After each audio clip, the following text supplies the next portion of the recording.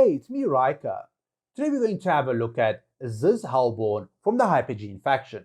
Now this hero wears plate-based gear, is part of the support class, and his primary role is to provide a significant amount of energy for your allies and cancel out the enemy's ultimate skills. So let's have a look at this hero's abilities.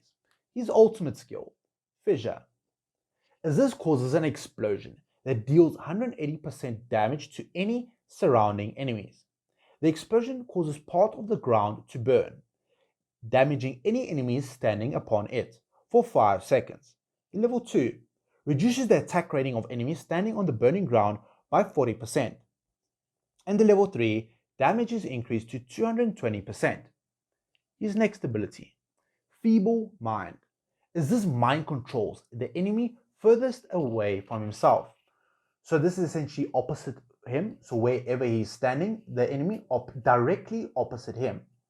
And this enemy is forced to walk towards him, also rendering the enemy unable to attack. Once in front of Ezizh, the enemy is dealt 210% damage and knocked into the air. The level 2, damage is increased to 220%. And the level 3, enemy's attack rating is reduced by 30% for 5 seconds after being dealt damage. And the level 4, damage is increased to 230%. His next ability, Horrify. So this is one of the main reasons why he's used, is because of this ultimate cancelling ability. As this launches an ungodly shockwave towards all of his enemies and inflicts 160% damage to them, rendering them unable to cast their ultimates for 3 seconds. Now the level 2 prevents enemies from using ultimate skills for 2 seconds every time one of Ezizh's teammates uses an ultimate skill. So when placed with allies that have a significant amount of energy regeneration, this will be extremely powerful and the enemy will not be able to cast any of their ultimates. The level 3 and 30 engravings, the damage is increased to 180 and 190%.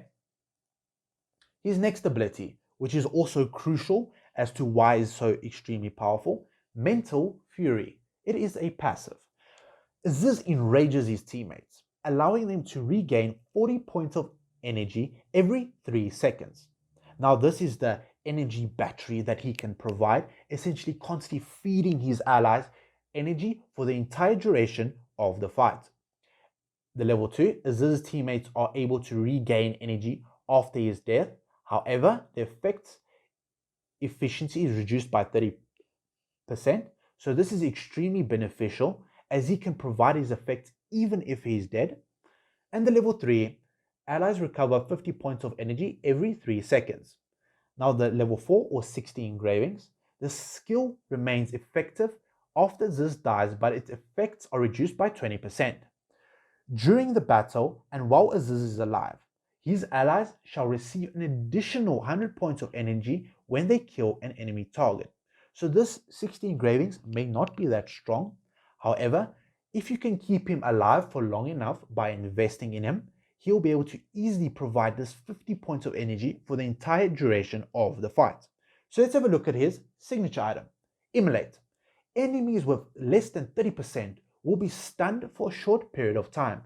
This is essentially a 1-second stun. The level 10 upgrade. Ezizh's fire lasts for 1 second and is increased by 15%. The level 20 upgrade.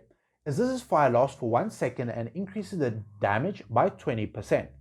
And the level 30 increases the duration of the ground burns by 100%. However, only one location can be burned at a time. Let's have a look at his furniture. He's 3 out of 3.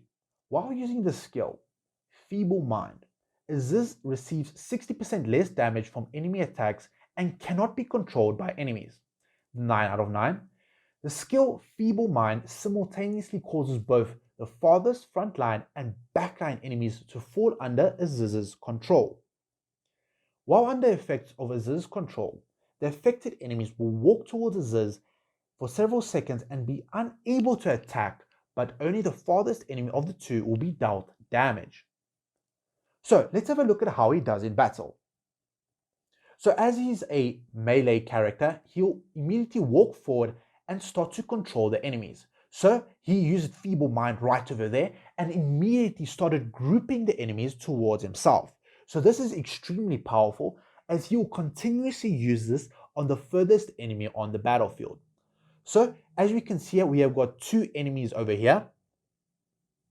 Now he'll immediately cancel their ult, as we can see, and if he uses his ultimate skill or his allies, their ultimates will be immediately cancelled.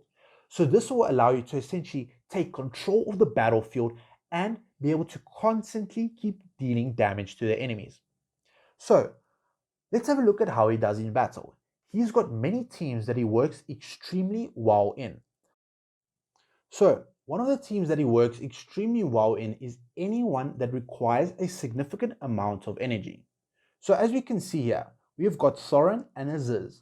Now Thorin requires to have a significant amount of energy to be given towards him. So as we can see, even though Ezizh is dead, Thorin is constantly gaining energy because of Ezizh's passive skill. Another team that Ezizh is extremely effective in is in the Arena Energy Cycle team. Now this team is made up of three essential heroes: Ezizh, Rowan, and Twins.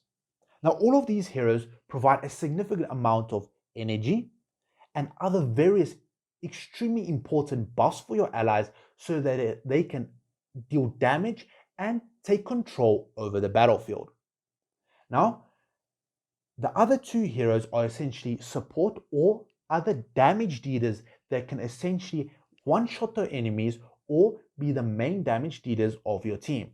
So my Lucretia is the main damage dealer, and Helios is another support who provides buffs to his allies so that they can easily survive and so they can keep on giving energy to each other. So what are the minimum requirements that I would recommend investing in Ezizh? I would recommend getting at least his furniture to 3 furniture. This gives him additional damage reduction, which Ezizh highly needs, so that he can survive for the entire duration of the fight. As he can survive, he can provide more energy, more control, and your team can keep on going, cancelling the enemy's ults.